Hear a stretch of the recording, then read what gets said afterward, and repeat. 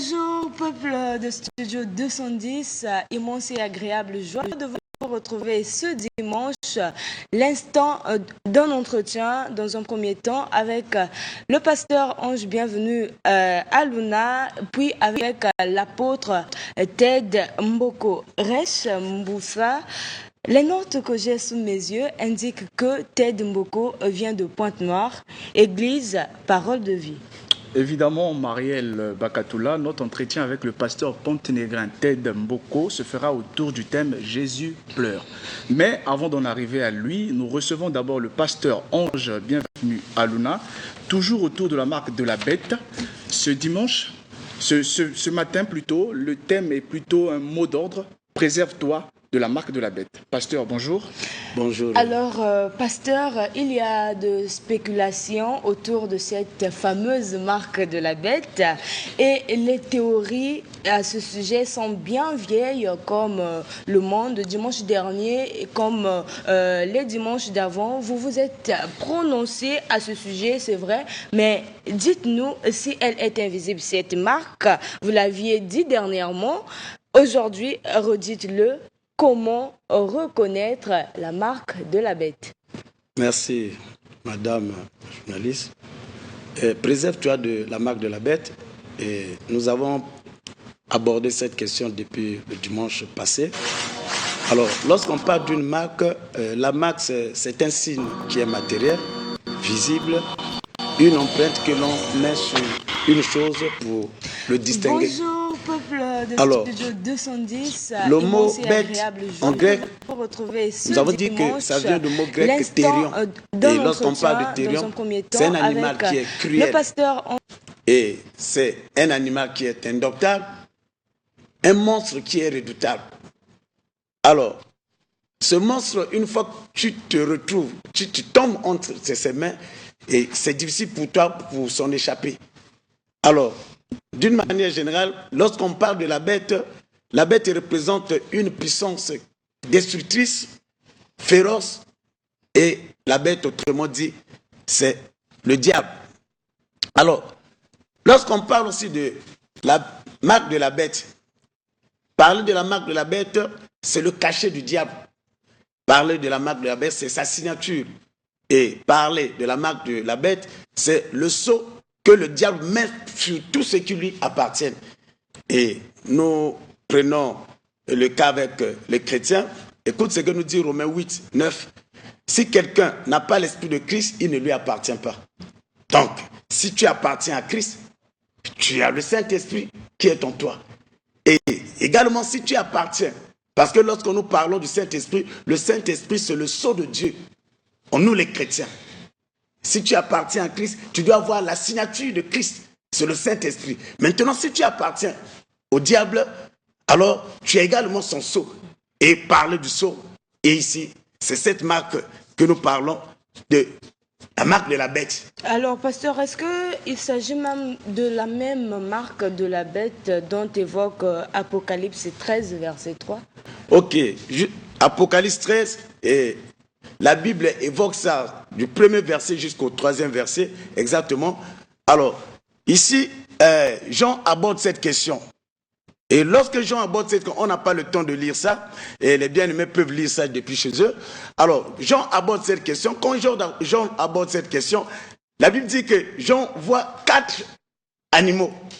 Et il voit un animal sous la forme d'un léopard. Et j'en vois un animal qui a ses pattes comme l'ours. J'en vois un animal qui a une gueule comme un lion. Et le 4e animal, Jean nous parle de 10 cornes avec 7 têtes. Et chaque tête était écrit un nom qui insulte Dieu. Alors, d'une manière prophétiquement parlant, nous allons dans le livre de Daniel chapitre 7, du premier verset jusqu'au 8e verset. Les bien-aimés peuvent lire ça chez eux. Alors ici, prophétiquement, Daniel répond à cette question. Et les 4 animaux que Jean abordait prophétiquement, Daniel aborde cela, c'est les 4 empires qui ont eu à secouer ce monde et qui continuent à le secouer spirituellement. Nous vivons l'influence de ces 4 empires. Il s'agit de quoi, par exemple? Nous avons l'empire de Babylone. Babylone avec le roi Nebuchadnezzar. Et ici, c'est le lion. que Jean a parlé. Et nous avons l'empire de Mède et de Perse. Ici, il y a le roi Darius et le roi Cyrus. Et ici, c'est l'ours. N'oubliez pas, quand nous parlons de l'empire, c'est la dictature. Quand nous parlons de l'empire, c'est un règne. Et un règne qui est sauvage. Alors, le troisième empire et le troisième animal, que nous parle Daniel prophétiquement, c'est l'empire grec, qui ressemble à un léopard. Nous sommes là avec Alexandre le Grand. Et le quatrième empire, c'est l'empire romain, avec César. Alors, ce quatrième empire, Daniel chapitre 7, le 7e verset, et Jean, qui abordait cette question dans Apocalypse 13, verset 3, le quatrième empire, j'ai dit, c'est l'empire romain. Et c'est cet empire dont la Bible dit que le dragon lui a donné la puissance. Le dragon lui a donné le trône. Le dragon lui a donné une grande autorité à cet empire romain. Et n'oubliez pas qu'aujourd'hui, nous sommes en train de vivre l'influence de ces 4 empires, mais sous l'empire romain. Et c'est ce que nous vivons aujourd'hui. Et quand nous parlons de ça, et nous avons aujourd'hui cet empire révisé. Pas l'empire avec César, mais un empire révisé sous qui a la domination économique, politique. Évidemment, pasteur, nous parlons ici des manifestations déjà de la marque de la bête. Comment se manifeste cette marque-là ici sur Terre? Ok. N'oubliez pas que le sujet que nous abordons, c'est un sujet où, après l'enlèvement de l'Église, l'homme impie qui viendra, c'est le travail qu'il va accomplir. Maintenant, en ce net moment, l'esprit de l'iniquité est en train de régner. L'esprit de l'iniquité agit maintenant. Et cet esprit agit à travers ce que nous sommes en train d'aborder. Alors, vous dites comment se manifeste cet esprit? L'Empire romain, j'ai parlé, et nous sommes en train de vivre un empire révisé, comme je l'ai dit. Alors, la marque de la bête se manifeste, elle est caractérisée comme une sorte d'exigence. Parce que la Bible parle que nul ne peut acheter, ni vendre sans l'avoir. Donc, si tu n'as pas cette marque, tu ne peux acheter et tu ne peux ni vendre. L'exigence. Donc, on constate qu'il y a une exigence là où il y a la marque de la bête. Donc, il n'y a pas de négociation. On vous impose d'accomplir une chose. On vous exige d'accomplir une chose. Ça, c'est un élément. Et ça, sans pourtant aller loin, vous constatez, vous pouvez comprendre aujourd'hui un système politique mondial où les autres sont appelés d'autres nations d'accepter, et on parle de l'indépendance. En dehors de l'exigence, pasteur Aluna, est-ce que les comportements peut-être malsains, le vandalisme et autres fléaux que l'on constate, et puis les fléaux peut-être surnaturels aussi, les catastrophes surnaturelles, est-ce qu'on peut les classer aussi dans les manifestations de la marque de la bête? Oui, pasteur, aussi pour compléter la question de Marielle ici, peut-on dire que ceux qui n'ont pas Jésus dans leur vie ont cette marque de la bête sur eux? Ok. Vous savez que c'est une obligation. Et il n'y a jamais eu de neutre. Lorsqu'il n'y a pas la lumière, il y a l'obscurité. Lorsqu'on ne prie pas Dieu et on n'a pas Jésus, obligatoirement, on se retrouve du côté de l'ennemi. Donc, lorsqu'on n'a pas Jésus, obligatoirement, tu te retrouves avec la marque de la bête. Et on peut la contacter, cette marque, comment? Et lorsque tout ce qui appartient dans les sociétés secrètes, le monde des illuminations. Et aujourd'hui, monsieur le journaliste, tel que vous êtes là, nous sommes en train de vivre certaines choses où, malgré ton diplôme, tu peux avoir un doctorat. Vous tous, vous avez le doctorat. Mais pour accéder à un poste, on va t'exiger d'être associé. Et lorsque tu refuses, tu n'as pas accès à ce poste. Donc, c'est une exigence. Et lorsque tu accèdes, sache-le obligatoirement, tu appartiens à un secte et tu reçois cette marque. Tous ceux qui vont chez les magiciens, tous ceux qui vont chez les féticheurs, pour se faire guérir, obligatoirement, vous avez cette marque. Ok, alors, Pasteur Aluna, nous sommes toujours en train de parler de la marque de la bête. Que dire du chiffre 666 qui désigne la marque de la bête? Merci beaucoup, madame. Lorsqu'on parle de 666, sachez-le que le Dieu que nous croyons, le Dieu à qui nous appelait, il est un Dieu de chiffres. Et la Bible dit que Dieu a tout créé en 6 jours. Il y a le chiffre qui a été numéré. Et le 7e jour, Dieu s'est reposé. C'est un chiffre. Alors, qu'est-ce que nous comprenons? Donc, avec les chiffres ont leur symbole. Les chiffres ont leur signification biblique. Et les chiffres ont leur esprit. Et nous pouvons tirer une petite conclusion. Dans les chiffres, lorsqu'on aborde la question sur les chiffres, il y a un mystère que nous devons comprendre. Alors, je prends par exemple le chiffre 7. Et le chiffre 7, c'est le chiffre de la perfection. Et maintenant, lorsqu'on aborde le chiffre 6, c'est le chiffre de l'imperfection. Quand je veux dire le chiffre de l'imperfection, c'est-à-dire, c'est le chiffre de l'homme. L'homme a été créé le 6e jour, lorsqu'on parle du chiffre 6. Alors, lorsqu'on parle du chiffre 6, c'est l'imperfection, 666, c'est l'imperfection multipliée par 3. 2. Lorsqu'on parle de l'homme qui est un être, l'homme qui est le corps, qui est l'âme, qui est l'esprit, alors le 666, et nous avons l'imperfection multipliée par 3. Donc, le 6 affecte le corps qui est l'organe de toucher dans ce monde. Et le corps affecté par le chiffre 6, donc ce corps subit l'imperfection. Tout ce que M. Rechpi a compris, tu n'auras rien. Et l'âme, le 2e 6, affecte ton âme. L'âme qui est le siège des pensées, des sentiments, de beaucoup de choses. L'âme subit l'imperfection. Et l'esprit également. L'esprit qui nous permet d'être en communication avec le vrai Seigneur. Et lorsque le chiffre 6 affecte l'esprit, ton esprit, c'est l'égarement. Tu peux aller à l'église écouter la parole de Dieu, mais tu finiras, tu vas aller dans les consultations, tu es conduit par un autre. Donc, 666, cette marque, quand tu reçois cette marque, du coup, c'est l'imperfection qui agit dans l'être humain. Alors, je peux continuer avec le nombre 666. Le nombre 666 représente le gouvernement de l'homme. Lorsqu'on parle du gouvernement de l'homme, on voit que c'est le système humain.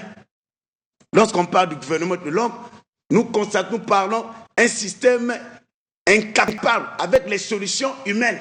Lorsqu'on parle des solutions humaines, la Bible dit que le Seigneur dit que sans moi vous ne pouvez rien faire. Donc tout ce qui est là où il y a un humain, il y a des à peu près, il y a des solutions provisoires, mais pas à la hauteur de notre Seigneur.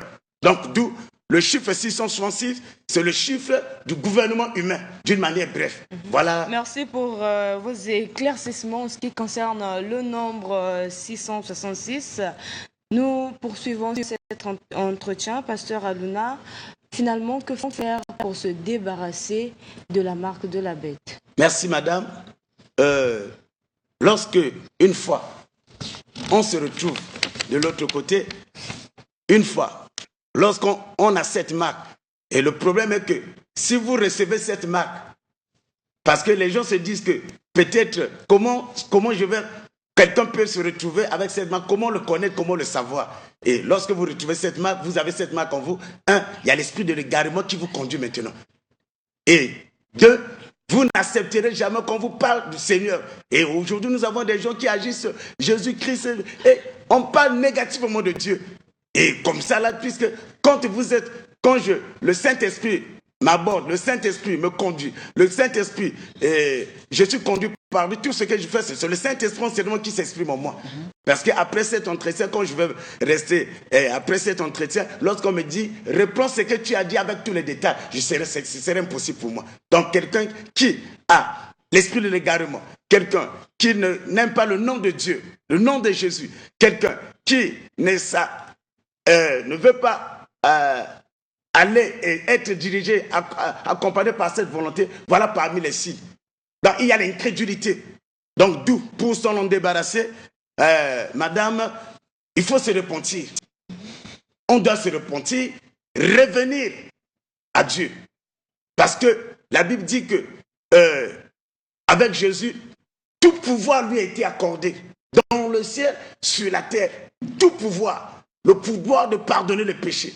Même si tu as versé le sang humain, même si tu as eu à commettre des dégâts, même si tout ce que tu as eu à accomplir, Jésus-Christ, par son amour, il est capable de te pardonner. Toi, tu me suis. Malgré les dégâts, et au-dedans de toi, tu te dis qu'aujourd'hui, personne ne peut te pardonner. Tu as l'assurance que je vais mourir. Avec les dégâts que j'ai eu à commettre, je te dis que Jésus est capable de te pardonner. On revient à Jésus. Et quand on revient, parce que écoute ce que nous dit Colossiens chapitre 2, verset 9, car en lui habite corporellement toute la plénitude de la divinité. Donc, pourquoi revenir à Jésus? Parce qu'en Jésus habite pleinement toute la plénitude de la divinité. Quand on parle de la plénitude de la divinité, c'est le vrai amour. L'amour de pardonner, l'amour de guérir, l'amour de délivrer. Ça, c'est en Jésus. Je peux te pardonner, mais au fond de cœur, lui-même, quand il pardonne... Un pardon ironique. Voilà, c'est un pardon ironique. Et après, quand il y a un problème, au cantina Bossana Kiango, et voilà comment nous agissons. Parce qu'on sent qu'il n'y a pas Christ en soi. Et donc, la plénitude de notre Seigneur, ça dit, dans cette plénitude de la divinité, il y a le véritable amour de délivrer, de guérir, de pouvoir. Il est sur la croix, tous ceux qui l'ont fait du mal, il dit, Père, pardonne-leur. Ils ne savent pas ce qu'ils font. Mais comment trouver cet amour si ce n'est pas dans Jésus? Alors, bien-aimés, voilà un peu d'une manière générale. Comment? Parce que quand Jésus, tu viens à lui, et il y a un renouvellement. C'est-à-dire, tu renais de nouveau. Une nouvelle naissance. Une conversion. Une conversion. Et la Bible parle que ton intelligence est transformée. On parle de la transformation de ton intelligence. Tu avais l'intelligence de tes licences, de ton doctorat, de ta médecine. Mais quand tu viens à Jésus, tu reçois la véritable intelligence et tu commences à comprendre qui est Dieu, pourquoi tu agis en Dieu, pourquoi. Et voilà, merci pasteur. Nous sommes donc au terme de cet entretien avec vous. Pour d'autres éclaircissements toujours à ce sujet, comment le peuple de Studio 210 pourrait donc procéder pour vous avoir?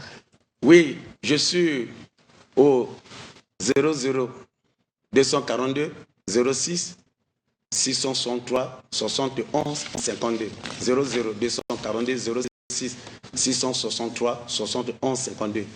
Et ceux qui sont dans Zen peuvent m'appeler, nous joindre dans le 00 242 05 587 7788. 587 7788. Et si on peut cliquer Pasteur Ange Aluna, et on peut également retrouver tout ce que concernant mes informations. Voilà, merci pasteur et bon dimanche à vous. Merci, monsieur, madame, journaliste, que Dieu vous bénisse, que Dieu bénisse les bien-aimés qui nous suivent, que sa grâce vous accompagne ce dimanche. Merci. Ok, alors dans la Bible, livre sacré,